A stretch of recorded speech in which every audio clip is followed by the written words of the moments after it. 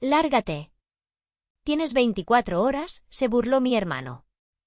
Mis padres callaban. Saqué las escrituras, en realidad, ustedes tienen 1 hora para irse. Sus mandíbulas cayeron cuando supieron quién era la dueña y sus crímenes. Si aún no estás suscrito al canal, haz clic en el botón de suscripción y activa la campanita para no perderte ninguna de nuestras historias. Tu apoyo significa todo para nosotros. Si esta historia te parece interesante, déjale un like. También me encantaría saber de qué ciudad eres, déjanos el nombre de tu ciudad en los comentarios. Ahora, empecemos con la historia. El aire en la gran casona de Puebla olía a Nochebuena, una mezcla embriagadora de bacalao a la vizcaína, romeritos con mole y el pavó dorado que doña Carmen acababa de colocar en el centro de la mesa. Pero bajo esos aromas festivos, flotaba otro olor, uno más antiguo y amargo, el de la tensión, la codicia y los secretos guardados con demasiado celo. Las luces navideñas parpadeaban alegremente en el jardín, proyectando sombras danzantes a través de los altos ventanales, pero aquí dentro, en el comedor de mis ancestros, la atmósfera era gélida, cargada como una noche de tormenta. Soy Isabela Ramírez, tengo 38 años y para mi familia, soy la que se quedó, la hija menor, la solterona destinada a cuidar la casa y a vivir de sus tilichitos, como mi madre llama con desdén a mi pasión, a mi vida, a mi empresa. Lo que ellos no saben es que esos tilichitos, esas artesanías poblanas que empecé a vender por internet casi como un juego, son hoy Artesanías del Alma, una marca que viste hogares desde Nueva York hasta Tokio.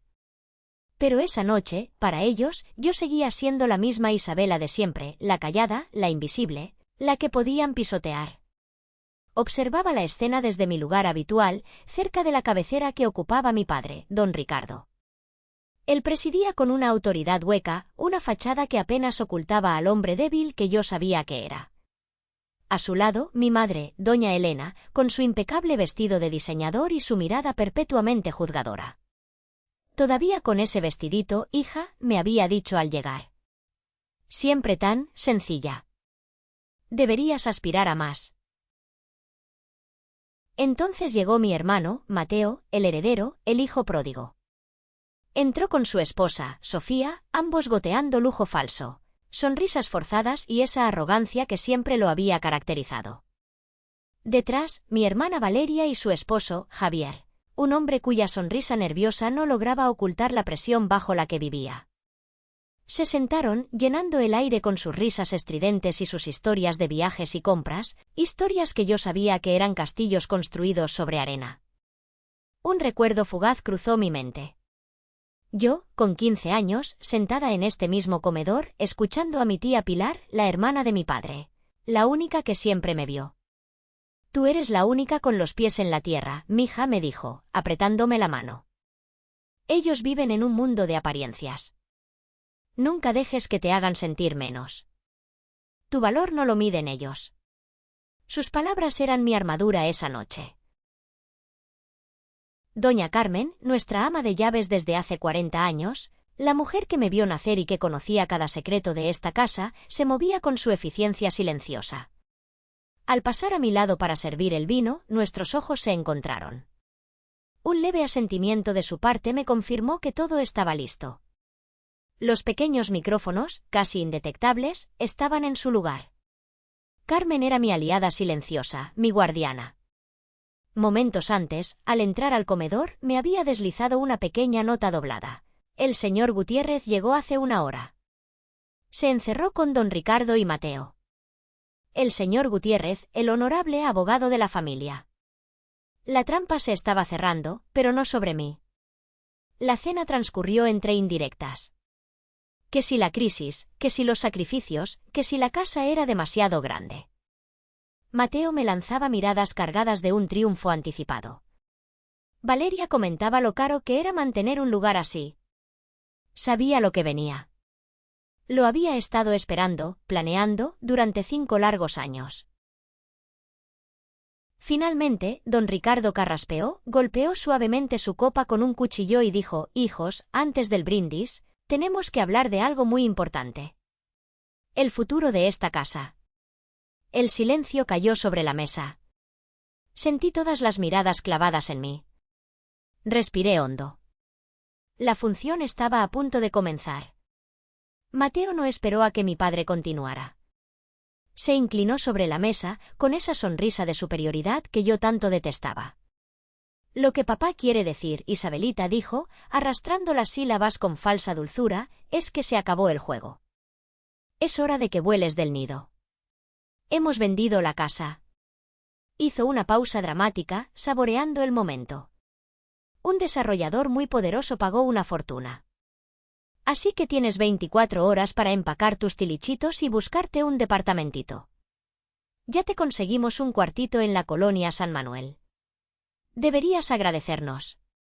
La humillación era tan densa que casi se podía tocar. Es por el bien de todos, hija, exclamó doña Elena, con los ojos brillantes de codicia. Imagínate, por fin saldremos de deudas. Mateo encontró un comprador excelente. Valeria asintió vigorosamente. Sí, Isa, ya no puedes vivir del aire y ocupar este espacio. Algunos de nosotros tenemos familias, necesidades reales. Javier, su esposo, murmuró un sí, claro, casi inaudible, sin atreverse a levantar la vista. Dejé que sus palabras flotaran en el aire por un momento. Tomé un sorbo de vino, lentamente, disfrutando de su incredulidad cuando no me derrumbé llorando. Luego, con una calma que los descolocó, pregunté, ¿ah, sí? ¿Vendieron la casa? ¿Y quién es ese comprador tan generoso? No será ¿Construcciones El Dorado, por casualidad? La sonrisa de Mateo vaciló por una fracción de segundo. ¿Cómo sabes? No importa. Es gente importante. Piensan hacer aquí unos departamentos de lujo. Progreso, hermanita. Algo que tú no entiendes. Oh, entiendo el que progreso, repliqué, mi voz aún suave pero con un filo nuevo. Y entiendo a El Dorado. ¿Los mismos que intentaron comprar a la fuerza terrenos en Cholula hace un par de años? Me llegaron rumores, inquietantes sobre sus métodos. Y sobre sus investigaciones por lavado de dinero.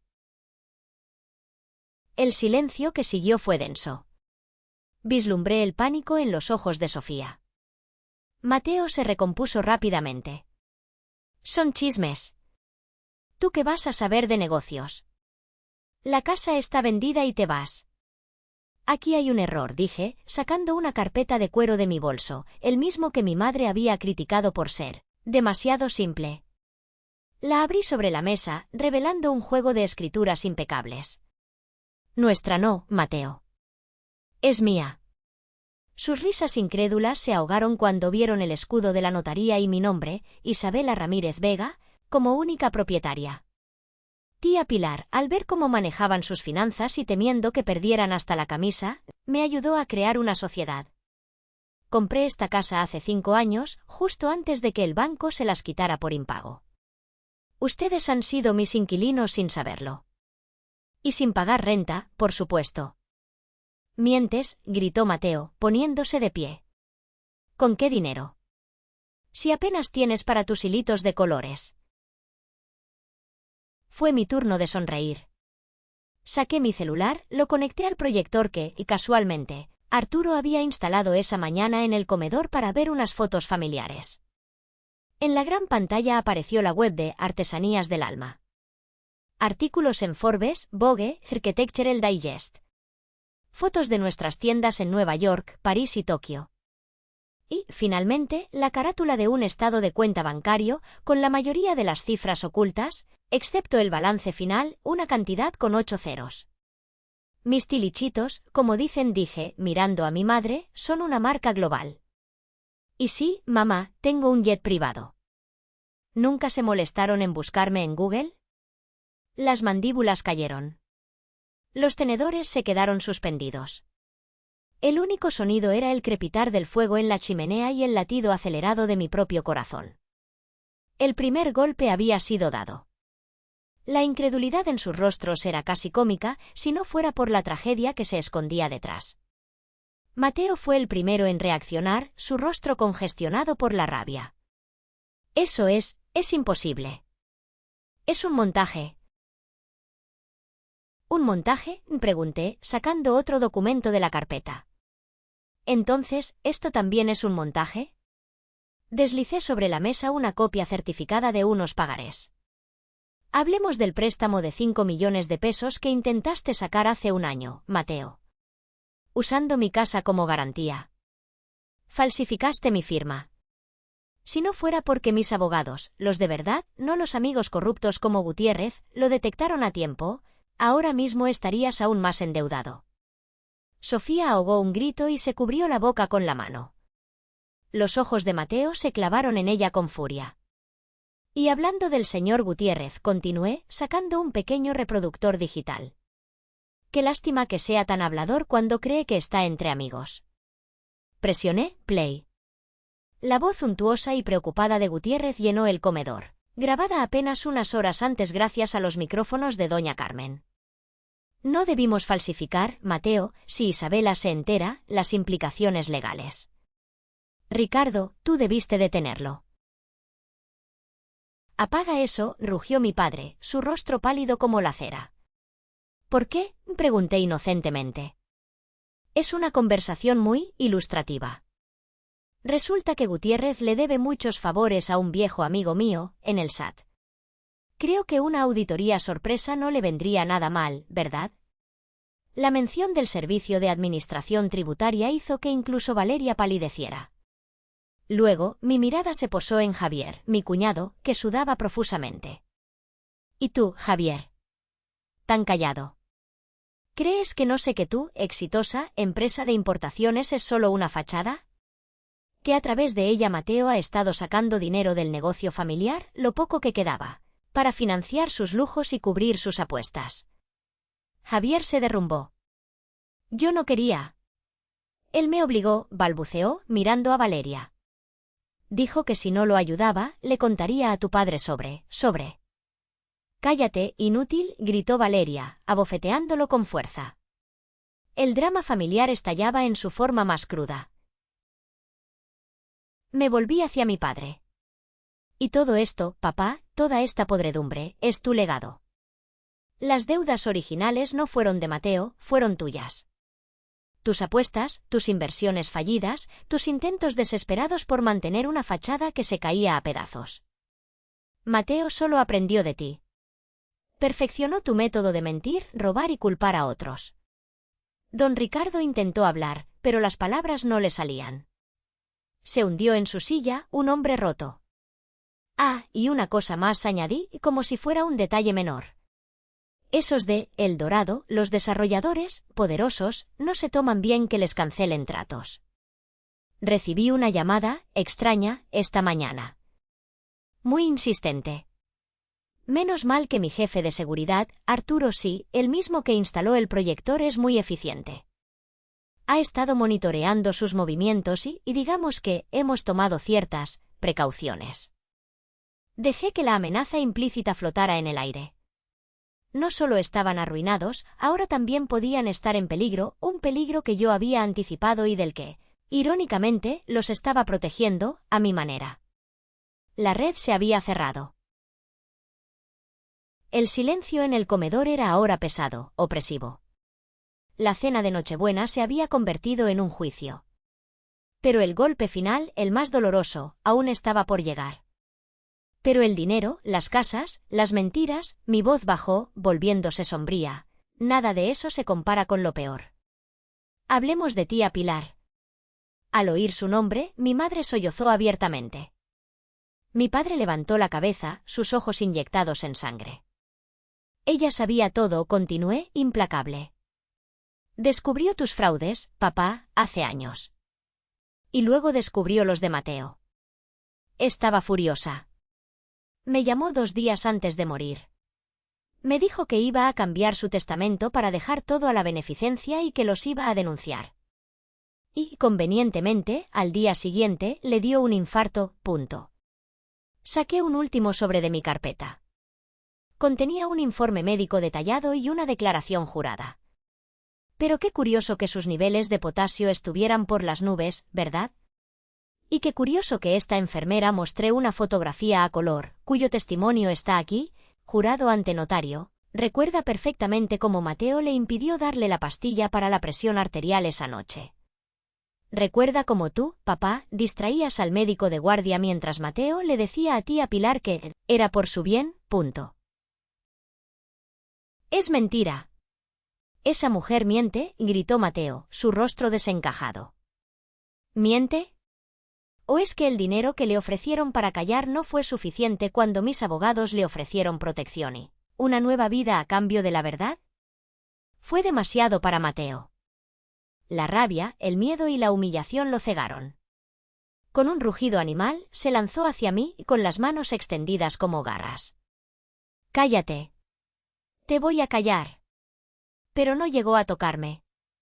Arturo, mi leal gerente, quien había entrado discretamente tras el arrebato de Javier y se había mantenido cerca, se movió con una rapidez y una precisión que nadie esperaba. Interceptó a Mateo en el aire, derribándolo con una llave experta. «Ni se te ocurra tocarla», dijo Arturo, su voz normalmente amable ahora resonaba con una frialdad peligrosa. Mientras Mateo yacía en el suelo, jadeando y reducido, yo seguí. Y para rematar, para que entiendan la magnitud de su estupidez. No solo soy dueña de la casa. Hace un mes, a través de un banco suizo amigo, compré toda la deuda vencida del Grupo Textil Ramírez. No le deben a los bancos, señores. Me deben a mí. Los documentos cayeron sobre la mesa como lápidas. Soy dueña de sus deudas, de su negocio fantasma, de esta casa, y tengo pruebas irrefutables de cada uno de sus crímenes. En ese momento, Sofía, viendo la debacle total y buscando su propia tabla de salvación, se puso de pie, temblando. Yo le di los documentos a Isabela. Los de Gutiérrez y los estados de cuenta. Mateo, estás loco. Yo no iré a la cárcel por ti. Abrió su bolso de marca y lanzó una pequeña memoria USB sobre la mesa. Aquí está todo. Las cuentas offshore, los correos, todo. La traición pública fue la gota que derramó el vaso. Y justo en ese instante, como si estuviera perfectamente sincronizado y lo estaba, el sonido penetrante de las sirenas llenó la noche. Las luces azules y rojas bañaron el comedor, reflejándose en los rostros pálidos de mi familia. Saqué mi teléfono. Como les dije, mi gente tomó precauciones. La policía ha estado monitoreando la llamada de El Dorado y con la confesión grabada, el testimonio de la enfermera y la memoria USB de Sofía, tienen causa probable. Tenían una hora para decidir. Se les acabó el tiempo. La puerta principal se abrió. Arturo, compuesto de nuevo, la abrió para dar paso a dos detectives y varios oficiales uniformados. La Nochebuena había terminado. La justicia, por fin, había llegado a cenar. La escena que siguió fue un torbellino de incredulidad, llanto y formalidades legales. Mateo, aún en el suelo, fue esposado entre maldiciones y amenazas vacías. Don Ricardo se dejó llevar sin resistencia, como un muñeco de trapo, su fachada de autoridad hecha añicos. Los detectives informaron que el señor Gutiérrez ya había sido detenido en su domicilio. Javier, el cuñado, fue llevado para declarar, su rostro una máscara de terror. En medio del caos, me acerqué a mi madre. Estaba sentada, rígida, mirando un punto fijo en la pared. «Mamá», le dije suavemente, pero con firmeza. Se acabaron las apariencias. Te ofrezco dos opciones, un asilo decente, con todas las comodidades, o un pequeño departamento en el centro. Tus gastos estarán cubiertos, pero bajo una estricta supervisión financiera. Es hora de enfrentar la realidad. Ella no respondió, solo las lágrimas silenciosas rodaban por sus mejillas maquilladas. Luego me dirigí a Valeria. Estaba histérica, gritando sobre sus conexiones, sobre su estatus. La dejé desahogarse y luego le dije, tu esposo probablemente irá a la cárcel por complicidad. Tus cuentas serán congeladas. Te ofrezco un puesto real en el taller. Empezarás limpiando pisos, como todas. Si demuestras que puedes trabajar de verdad, con humildad, podrás subir. Es tu única opción si no quieres terminar en la calle. Me miró con odio, pero también con una chispa de pánico. Sabía que era verdad. A Sofía, que lloraba en un rincón, le dije, cumpliré mi palabra. Mis abogados te asistirán por tu cooperación. Probablemente obtendrás libertad condicional. Pero después, desaparecerás de nuestras vidas. Para siempre. Ella asintió frenéticamente, agradecida por esa tabla de salvación. Los días y semanas que siguieron fueron complicados. Hubo juicios, titulares en los periódicos locales, el escándalo. Pero yo tenía a Arturo y a un equipo legal formidable. Días después, Arturo me informó con una sonrisa satisfecha, la gente de El Dorado intentó presionar. Hicieron algunas llamadas amenazantes. Pero activamos el plan B, usamos tus contactos en la Embajada de Estados Unidos, donde aprecian mucho el comercio justo y odian a los lavadores de dinero. Y filtramos anónimamente toda la información que teníamos a la unidad de inteligencia financiera. Ahora mismo, ellos tienen problemas mucho más grandes que una casona en Puebla. Mi previsión había neutralizado la última amenaza. 6 meses después, la casona era irreconocible. Donde antes reinaba el polvo y las apariencias, ahora brillaba la luz y la creatividad. Había nacido el Centro Cultural y Artesanal Tía Pilar. Los salones se llenaron de telares, tornos de alfarería, mesas de diseño y, sobre todo, de las risas y la esperanza de docenas de mujeres artesanas de la región. Les ofrecíamos no solo un lugar para trabajar y vender sus creaciones a un precio justo a través de artesanías del alma, sino también formación en finanzas, marketing y empoderamiento. Doña Carmen, radiante, era la administradora general, con un sueldo digno y el respeto de todas. Arturo, mi socio y amigo, dirigía las operaciones globales desde una oficina luminosa que antes había sido el lúgubre despacho de mi padre. Una tarde, mientras revisaba unos diseños, recibí una visita inesperada. Era Valeria. Sus manos, antes impecablemente cuidadas, ahora estaban curtidas por el trabajo con la arcilla. Su rostro, sin maquillaje, parecía más joven, y sus ojos, por primera vez, me miraban sin arrogancia. Gracias, dijo, simplemente, antes de darse la vuelta y regresar al taller. No era una redención completa, quizás nunca lo sería, pero era un inicio.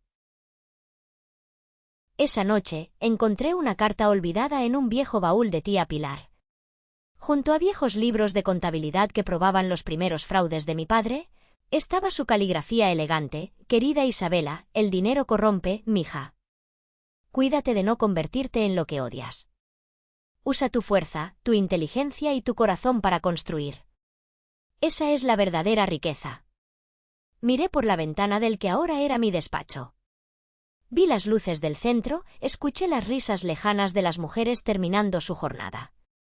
La casona, por fin, se sentía como un hogar. Supe que estaba honrando a mi tía. Mi venganza no había sido destruir, había sido construir algo hermoso, algo fuerte, algo real sobre las cenizas de sus mentiras. Y eso, descubrí, valía más que todo el oro del mundo. La historia de Sofía concluye con un giro espectacular en el propio banco, al utilizar las firmas falsificadas para exponer la malicia de su hermano Mateo y la complicidad de sus padres. De ser una víctima presionada a vender su amado café para pagar las deudas de su hermano, Sofía demostró que la verdad y las pruebas irrefutables son el arma más afilada. Resulta irónico cómo la ingratitud de los familiares más cercanos parece ser siempre el fuego que forja a las mujeres más fuertes. Dejando atrás la victoria de Sofía, viajemos a la ciudad de Guanajuato para conocer a Isabel, una mujer de 65 años que también sufre el amargo dolor de ser traicionada por su propia sangre. En lugar de ser obligada a vender sus bienes, Isabel es cruelmente abandonada por su propio hijo, casualmente también llamado Mateo, y su nuera en plena Nochebuena, prefiriendo irse de fiesta con la verdadera abuela. Humillada y apartada de su familia, Isabel no eligió el camino del llanto.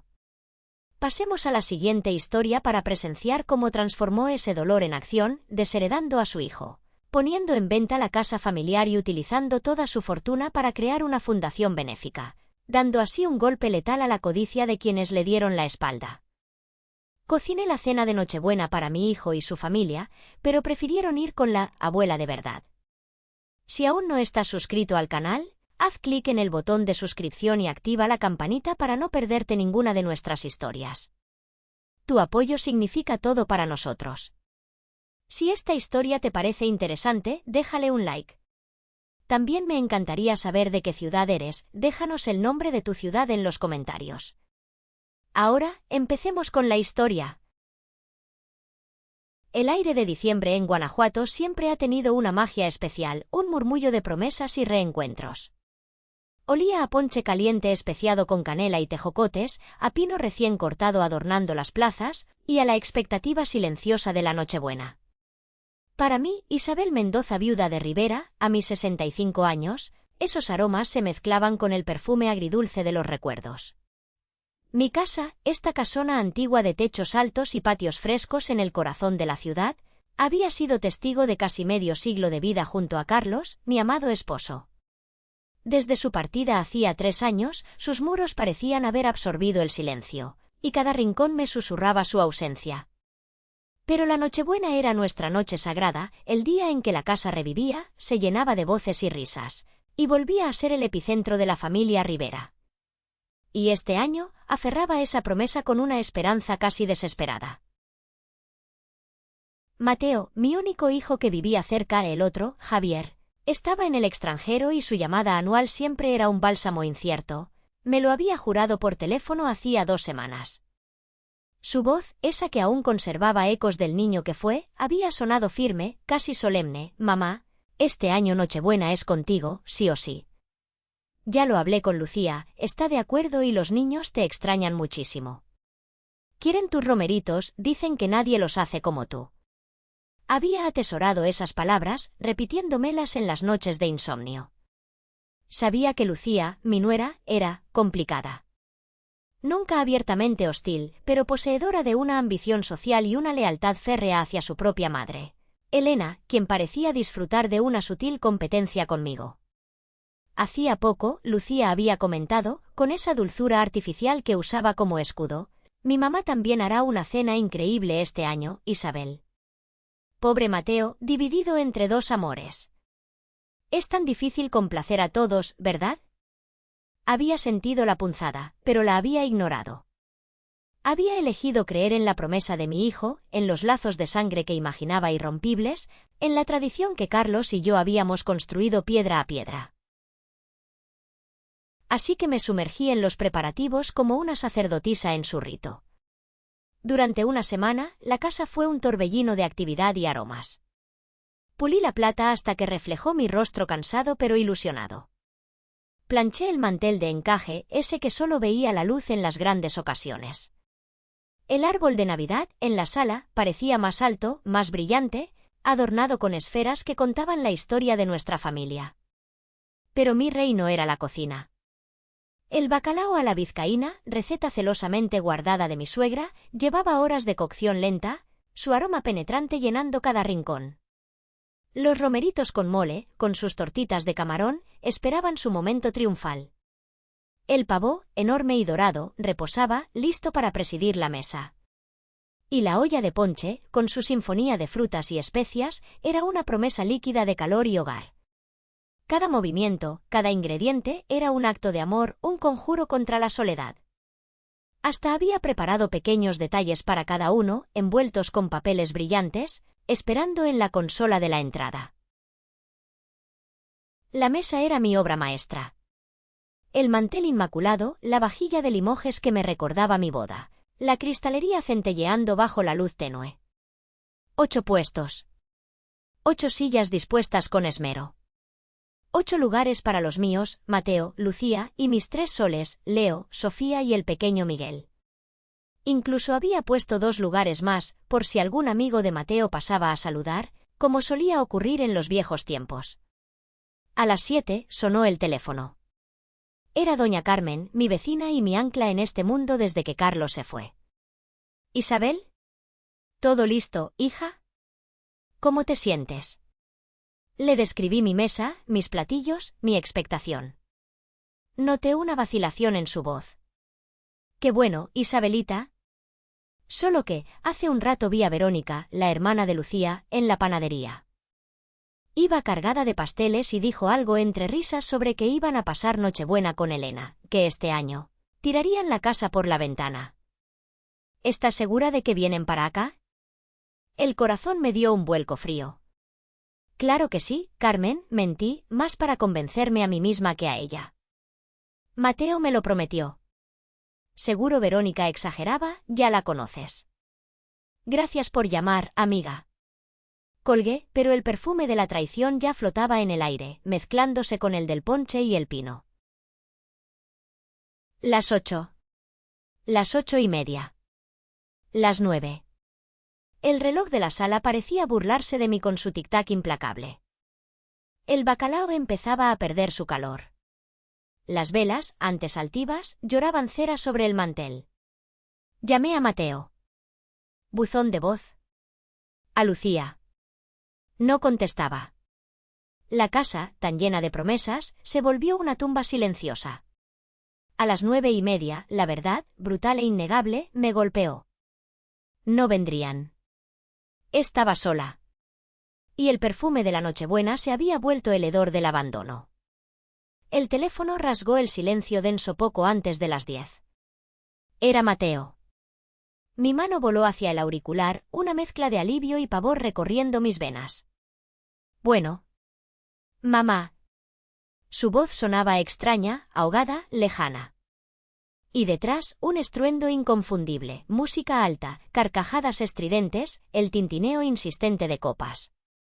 No era el sonido de una familia retrasada por el tráfico. Era el sonido inconfundible de una fiesta en pleno apogeo. Mateo, hijo, ¿dónde estáis? ¿Pasó algo? Estoy muy preocupada. Mi voz, que quería sonar firme, se convirtió en un hilo tembloroso. Mamá, lo siento, de verdad, perdona. Es que, hubo un cambio de planes de último minuto. Las excusas empezaron a fluir, torpes, inverosímiles. Que si los niños se durmieron, que si Lucía se sintió mal de repente, que si el coche. Pero el ruido de fondo era una bofetada constante a sus mentiras. La verdad es que Elena organizó algo aquí en su casa y pues para no andar con las vueltas, y los niños querían estar con sus primos, ya sabes. Sentí como el suelo se abría bajo mis pies. Pero Mateo, tu promesa. La cena. Hice bacalao, tus romeritos. Las palabras se atoraron en mi garganta, ahogadas por la incredulidad y un dolor punzante. Fue entonces cuando oí la voz de Lucía, nítida y afilada como el cristal roto, arrebatándole el teléfono. Y luego, su risa. No era una risa nerviosa o apenada. Era una risa ligera, triunfante, cruel. ¡Ay, Isabel! Por favor, no sea tan dramática. Ya le dije a Mateo que exageraba. Estamos con la verdadera abuela, la que sí importa. Debería ver los postres que hizo Elena. ¡Una maravilla! En fin, feliz Navidad. Y el clic final. El sonido de la guillotina cayendo sobre mi corazón. Me quedé inmóvil, el auricular pegado a la oreja, escuchando el tono monótono de la línea muerta. La verdadera abuela. La que sí importa. Las palabras resonaban en mi cabeza, cada sílaba un martillazo. Así que 40 años de matriarca, 35 de ser madre, 10 de ser abuela. Todo eso me convertía en la falsa. La prescindible. La que no importaba. Un frío distinto al de diciembre se instaló en mis huesos. No lloré. Las lágrimas parecían haberse congelado antes de nacer. Caminé como autómata hasta la mesa. Miré la comida, antes un festín de amor, ahora un monumento al desprecio. Apagué las velas, una por una, viendo cómo la oscuridad devoraba la sala. Movida por un impulso oscuro, tomé mi teléfono. Abrí Facebook. El perfil de Verónica era un escaparate de vanidad. Y allí estaba. Un álbum reciente, Nochebuena top en casa de mami Elena. Las fotos eran una tortura visual. Mateo sonriendo forzadamente. Lucía, radiante, con una copa en alto. Mis nietos, ajenos, desgarrando regalos. Y vi los regalos. Mis regalos. El coche de bomberos de Miguelito. La diadema de Sofía. El libro de dinosaurios de Leo. Y allí, en una foto grupal, Elena, en el centro, presidiendo la mesa, con una sonrisa de suficiencia. Leí los comentarios.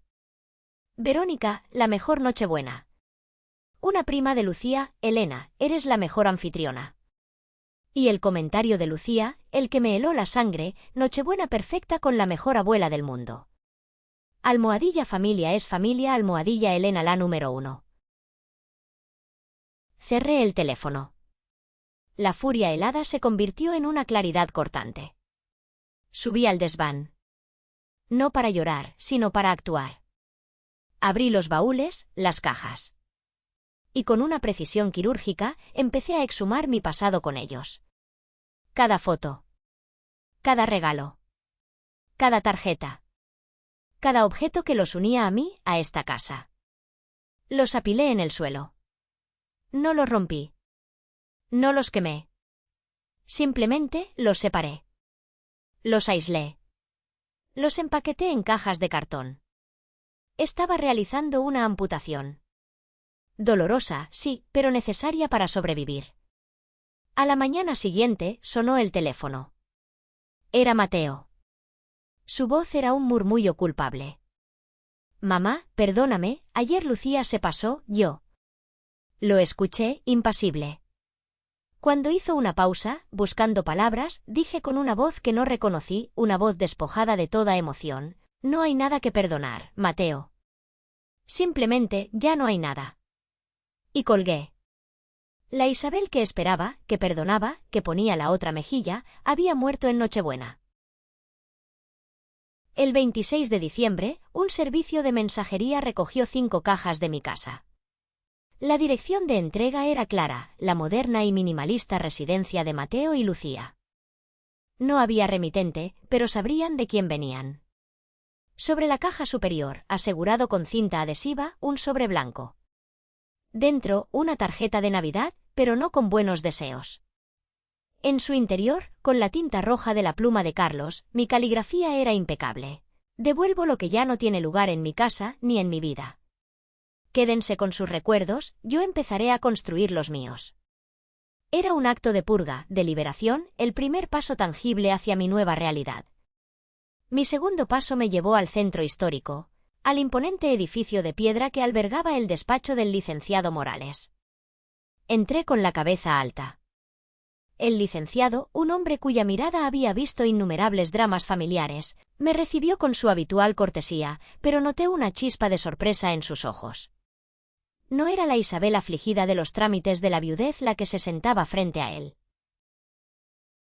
Le expuse la situación con una calma metódica, presentando los hechos como si se tratara de un caso ajeno. Le hablé de la Nochebuena, de la llamada, de las palabras de Lucía. Y luego le expuse mi plan. Quería cambiar mi testamento. Radicalmente. Isabel, hija, piénsalo bien, dijo, su voz teñida de preocupación genuina. Actuar en caliente puede llevar a arrepentimientos. Licenciado, respondí, mi voz firme, he pasado los últimos 3 años enfriándome.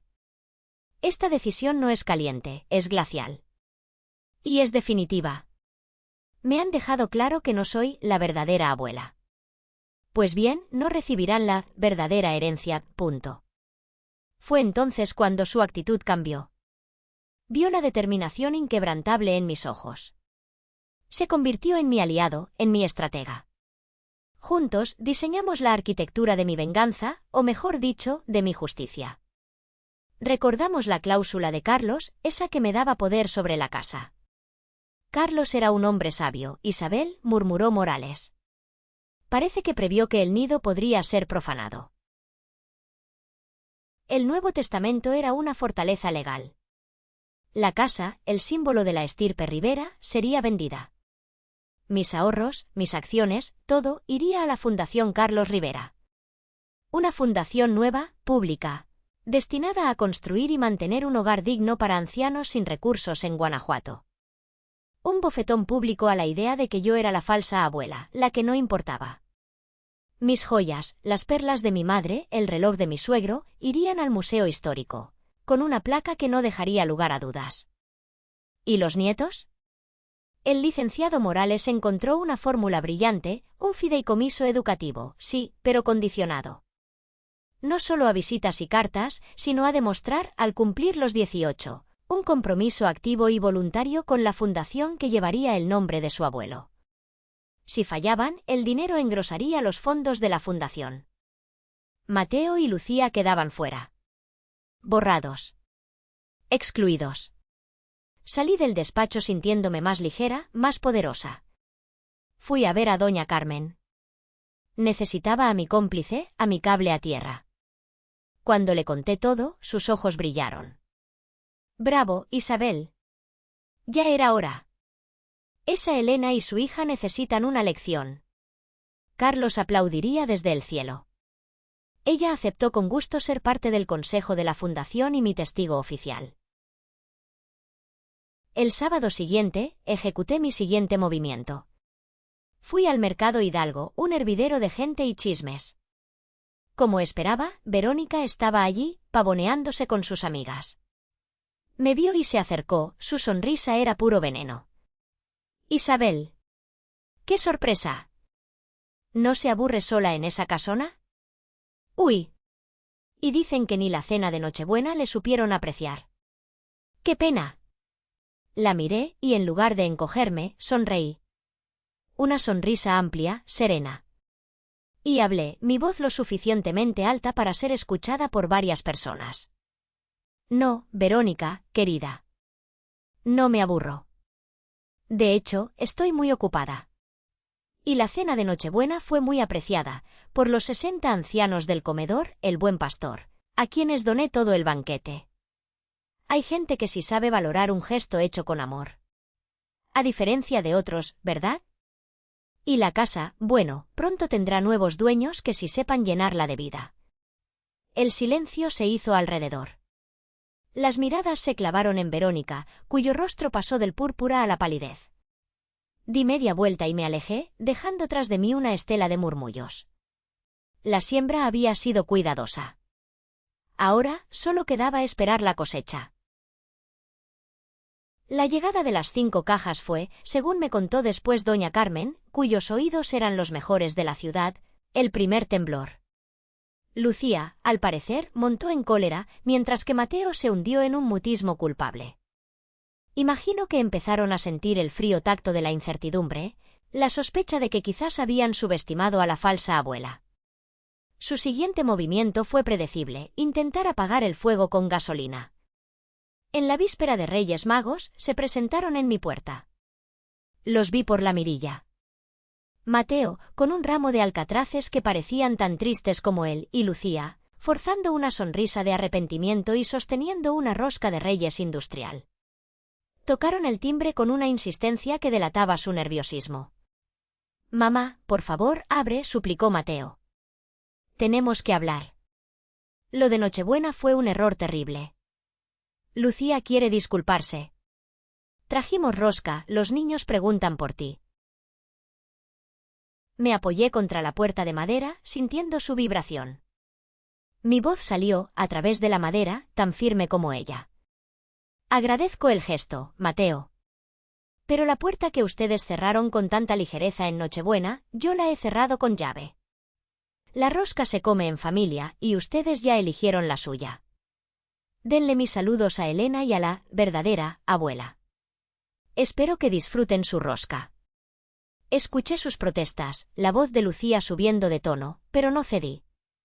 Finalmente, se fueron, dejando la rosca abandonada en mi umbral como una ofrenda inútil. La semana siguiente, la tierra tembló de verdad.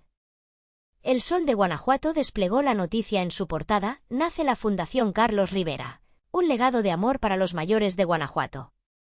La foto principal me mostraba flanqueada por el licenciado Morales y el alcalde, firmando los documentos en una ceremonia sencilla pero emotiva.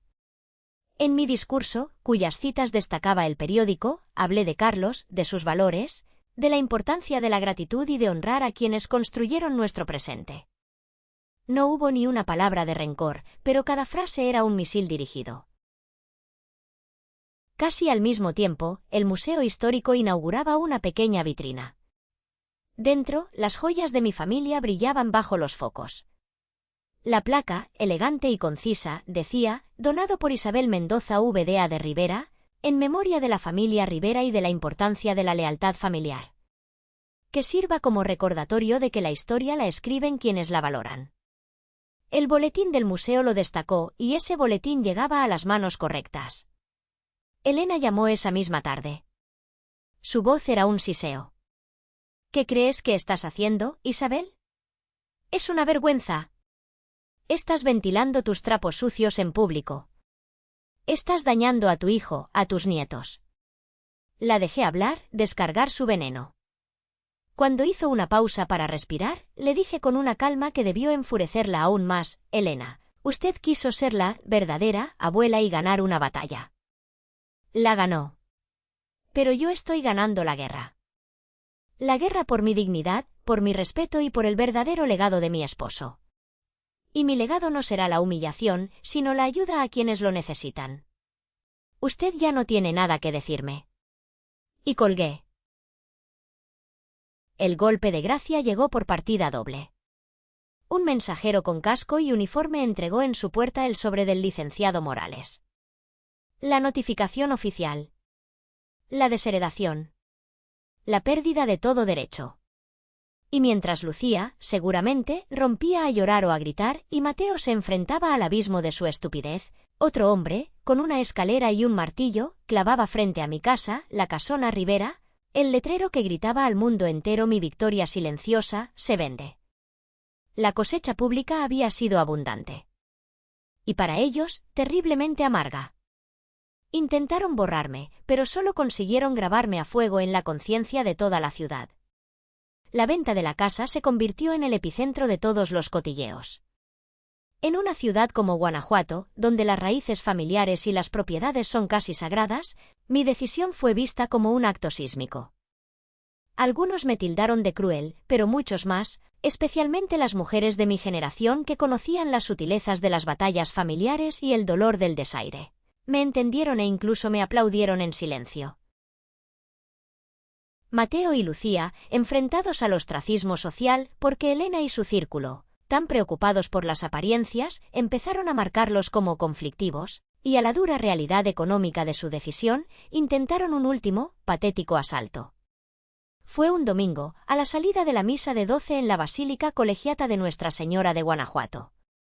Un lugar sagrado, elegido con la intención de usar la presión de la feligresía a su favor.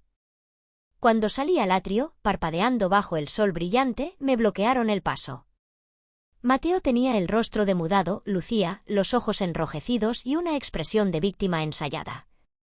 «Mamá. Tienes que escucharnos», exclamó Mateo, su voz resonando en las paredes de cantera. «¿No puedes vender la casa? Es nuestro hogar. Es la herencia de tus nietos. La gente dice que te has vuelto loca, que eres cruel». La gente se detuvo. Se formó un círculo. Sentí las miradas curiosas, algunas compasivas, otras morbosas.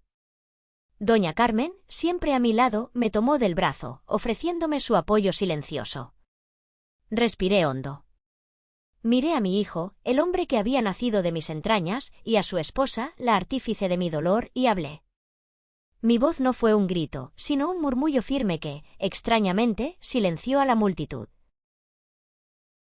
Mis decisiones, Mateo, están tomadas y son irrevocables. Las tomé con la misma claridad con la que ustedes tomaron las suyas en Nochebuena. La casa no era su hogar, era mi hogar, y ustedes decidieron abandonarlo. La herencia de mis nietos no es una casa, es la educación y el ejemplo, y eso es lo que intento asegurarles, aunque sea a distancia. Y si la gente dice que soy cruel por defender mi dignidad, que lo digan. Yo ya elegí mi camino, un camino de respeto por mí misma y por la memoria de Carlos. Que Dios los perdone, porque yo ya estoy en paz. Me di la vuelta. La multitud, como el mar rojo, se abrió para dejarme pasar. La humillación pública que habían planeado para mí se había convertido en su propio juicio. Me mudé a un apartamento más pequeño pero lleno de luz, con un balcón que miraba a los cerros. La casa se vendió rápido. La Fundación Carlos Rivera abrió sus puertas y encontré un nuevo propósito supervisando su labor: viendo cómo el dinero que podría haber sido para quienes me despreciaron, ahora aliviaba la soledad de otros. La vida continuó. Supe que la relación de Mateo y Lucía se agrietó bajo la presión. Supe que Elena perdió algo de su brillo social. Pero mi mayor prueba y mi mayor bálsamo llegó una tarde cualquiera. Tocaron a mi puerta. Era Leo. Mi nieto. Había venido solo, en secreto. Tenía 12 años, pero sus ojos cargaban el peso del mundo. Abuela, dijo, y se lanzó a mis brazos. Yo sí te quiero. No quiero perderte. Mamá dice que eres mala, pero yo no le creo. ¿Por qué pasó todo esto? Lo abracé, sintiendo cómo mi corazón, esa fortaleza que había construido, se agrietaba de amor y dolor. Lo senté en mi balcón. Y le conté. No todo, no los detalles más hirientes, pero sí la verdad sobre la Nochebuena, sobre el respeto, sobre las decisiones. Yo también te quiero, mi niño. Más de lo que imaginas, le dije. Y nunca seré mala para ti. Pero hay acciones que tienen consecuencias. Tú no tienes la culpa de nada. Y mi corazón siempre tendrá un lugar para ti. Siempre. Le di el reloj de plata de Carlos. Cuando seas hombre, Leo, entenderás. Y si entonces quieres buscarme, la puerta de mi corazón siempre estará abierta. Se fue con una promesa silenciosa en los ojos. Y yo me quedé en mi balcón, mirando el atardecer pintar de oro las casas de Guanajuato. Había perdido una familia, sí. Pero había encontrado algo más valioso, a mí misma. Había reescrito mi historia. Y aunque el futuro era incierto, por primera vez en mucho tiempo, era mío. Completamente mío.